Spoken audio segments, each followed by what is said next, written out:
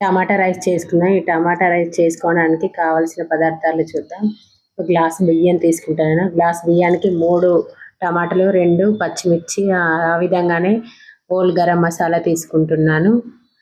2 చెక్క ముక్కలు, ఆ విధంగానే స్టార్ పువ్వు తీసుకుంటాను. ఈ స్టార్ పువ్వు ముక్కలైనవి ఉన్నాయి, అయినా ఏం కాదు, ఇప్పుడు ఇంట్లో ఉన్నాయి వాటితోనే సర్దుకొని చేసుకుందాం. ఆ విధంగానే 4 లవంగాలు తీసుకుందాం. కొంచెం 2-3 మిరియాలు తీసుకుందాం. కొంచెం సాజీర కూడా సరిపోయినంత తీసుకుందాం.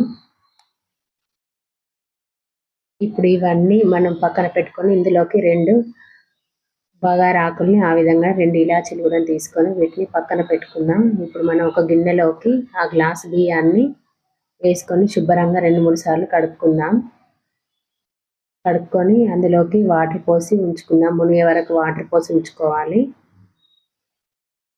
ఇప్పుడు ఈ బియ్యాన్ని పక్కన పెట్టుకొని మనం 3 టమాటాలు, 2 పచ్చిమిర్చి, ఒక చిన్న ఆనియన్ని ముక్కలుగా కట్ చేసి పెట్టుకోవాలి. ఇప్పుడు ఇవి ముక్కలుగా కట్ చేసుకొని పక్కన పెట్టుకొని మనం తొందరగా కావాలంటే రైస్ కుక్కర్లో కాకుండా పప్పు కుక్కర్లో ఇది చేసుకుంటున్నా. చిన్న పప్పు కుక్కర్ పెట్టుకొని అందులోకి సరిపడే ఒక 4-5 టేబుల్ స్పూన్ల ఆయిల్ వేసుకుంటున్నాను. ఆయిల్ హీట్ అయిన తర్వాత అందులోకి నేను ఒక స్పూను జీలకర్ర వేసుకుంటున్నాను. జీలకర్ర కొంచెం చిటపట అన్నాక అందులోకి ఇందాక మనం తీసి పెట్టుకున్న గరం మసాలా మొత్తం వేసుకోవాలి. ఇవి కొంచెం వేగినాక అందులోకి కట్ చేసిన ఉల్లిపాయ ముక్కలు, పచ్చిమిర్చి ముక్కలు కూడా వేసుకోవాలి. అవి కొంచెం దోరగా వేగేదాకా వేయించుకోవాలి. కొంచెం దోరగా వేగినాక అందులోకి ఒక చిన్న టీ స్పూన్ అంతా అల్లం వెల్లుల్లి మిక్సీ పట్టుకున్నది వేసుకొని కలుపుకోవాలి. ఇప్పుడు ఇది కొంచెం వేగాక అందులోకి చిటికెడు పసుపు వేసుకోవాలి. పసుపు ఎక్కువగా వేసుకోకుండా పర్లేదు, టమాటా రైస్ కదా. ఇది కొంచెం ఒకసారి కలుపుకొని ఇందులోకి మనం ఇందాక ముక్కలుగా కట్ చేసి పెట్టుకున్న టమాటా ముక్కలు వేసుకోవాలి. ఈ టమాటా ముక్కలు వేసుకున్నాక ఒక్కసారి మొత్తం కలుపుకొని ఆ టమాటా ముక్కల్ని మెత్తగా మగ్గే వరకు ఒక 2 నిమిషాల సేపు వదిలేయాలి.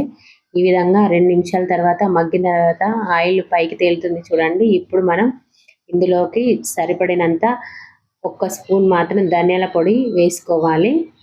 ధనియాల పొడి తర్వాత మనం కొంచెం సాల్ట్ సరిపోయినంత 1 టీ స్పూన్ వరకు కారం వేసుకోవాలి. వేసుకొని మొత్తం కలుపుకోవాలి. ఇది మొత్తం ఒకసారి కలుపుకున్న తర్వాత ఇందులోకి మనం ఇందాక కడిగి పెట్టుకున్న బియ్యాన్ని వాటర్ మొత్తం వంచేసుకొని ఆ బియ్యాన్ని ఇందులో వేసుకోవాలి. బియ్యం మొత్తం ఇందులో వేసుకున్న తర్వాత ఒకసారి మొత్తం మంచిగా ఒకసారి కలుపుకోవాలి. ఈ బియ్యం వేసుకున్న తర్వాత మనం ఒకసారి మంచిగా కలుపుకోవాలి. ఆ బియ్యానికి టమాటా ఆ మసాలా మొత్తం పట్టేదాకా ఒకసారి మంచిగా కలుపుకోవాలి. కలుపుకున్న తర్వాత ఇందులోకి మనం ఇందాక మనం ఒక గ్లాస్ బియ్యం కడుక్కున్నాం కదా, అందులోకి 2 గ్లాసుల వాటర్ వేసుకొని కలుపుకోవాలి. ఈ వాటర్ వేసుకున్న తర్వాత ఒకసారి మనం కలుపుకొని ఇందులో ఉప్పు సరిపోతుందో సరిపోదో ఒకసారి చూసుకోవాలి. ఉప్పు సరిపోకపోతే కొంచెం వేసుకోవాలి. సరిపోయింది నాకు ఉప్పు. ఇప్పుడు ఇందులోకి నేను ఇంట్లో చేసుకున్న గరం మసాలా వేసుకుంటాను. మీ దగ్గర ఉంటే బిర్యానీ మసాలా కూడా వేసుకోవచ్చు. నేను ఇంట్లో ఉన్న గరం మసాలానే వేసినాను, కొంచెం చిటికెడు. ఆ గరం మసాలా వేసుకొని మొత్తం ఒకసారి కలుపుకొని ఇప్పుడు మనం కుక్కర్ మూత పెట్టుకుందాం. కుక్కర్ మూత పెట్టుకొని ఒక 2 విజిల్లు వచ్చే వరకు ఆ కుక్కర్ మీడియం ఫ్లేమ్లో ఉడకనివ్వాలి. నేను ఇప్పుడు టమాటా రైస్లోకి కాంబినేషన్గా పెరుగు రైతా చేస్తున్నాను. ఈ పెరుగు రైతా ఒక కప్పులో పెరుగు తీసుకున్నాను, చిక్కటి పెరుగు. ఇందులోకి నేను 3 మిరియాలు మెత్తగా కాకుండా బరకగా దంచుకొని అందులో వేసుకుంటున్నాను. కొంచెం బరకగా దంచుకున్న ఈ మిరియాల పౌడర్ని మనం ఈ పెరుగులో వేసుకుందాం.